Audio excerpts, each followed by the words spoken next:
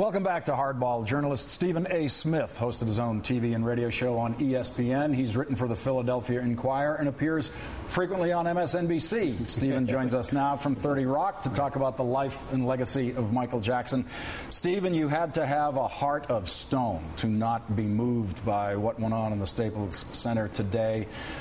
I felt like I was watching a hero's send-off, a hero's funeral. Was Michael Jackson a hero to the African-American youth? I wouldn't go that far. What I will say, he was a hero to anybody that was affiliated with the music industry, because we all recognized him to be arguably the greatest entertainer of all time. I mean, his music was absolutely phenomenal. I just finished playing it all day long during 4th of July.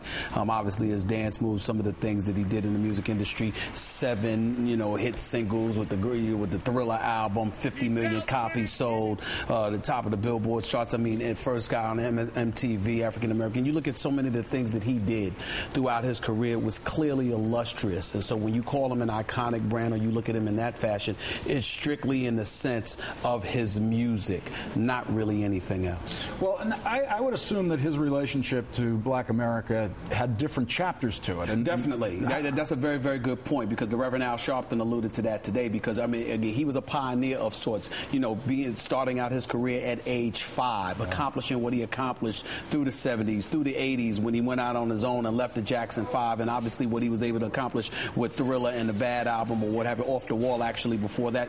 The reality is that, again, you see, he basically transcended so many barriers and just walked right through them and overcame it and paved the way for a lot of people. And Al Sharpton can relate to that. But in terms of people of this generation, all they know is that Michael Jackson is one of the greatest musicians of all time, and obviously they know a few other things, or think they know a few other things about him that are less celebratory. And what did it feel like when he started to change his appearance so dramatically in a way that seemed not even recognizable to what he was? It depends on who you ask. To some people within the African-American community, it was flat out offensive, simply because they felt like what Quincy Jones, one of the greatest music producers of all time, just alluded to publicly a couple of days ago, when he said that he felt like Michael Jackson didn't want to be black, didn't like being black.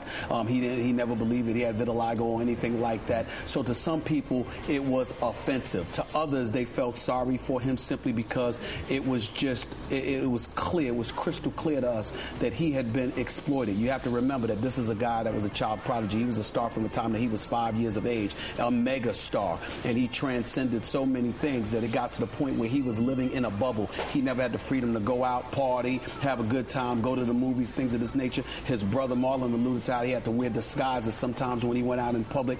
When you have that kind of life from the age of 5 on, you know that this man has been exploited. He was never allowed to be a child, which is why it was difficult for him to let go of his childhood. And as a result of that, you're looking at other people and saying they exploited him. It's not that this guy was a bad guy. It's not that he was evil. He was exploited, and he was never given a chance to grow up into manhood. And this network last night reran the old Martin Bashir documentary about Michael Jackson, which included details of his childhood that I had forgotten, which are really much more difficult than I had remembered, and I think very explanatory of the way his life curved in later years. Well, I will say this isn't the day to get into all of that, but what I will say is it's entirely, you see why Joe Jackson, the father, wasn't front and center when all of that stuff was going on. I'll leave it at that. Exactly. Thank you, Stephen A. Smith.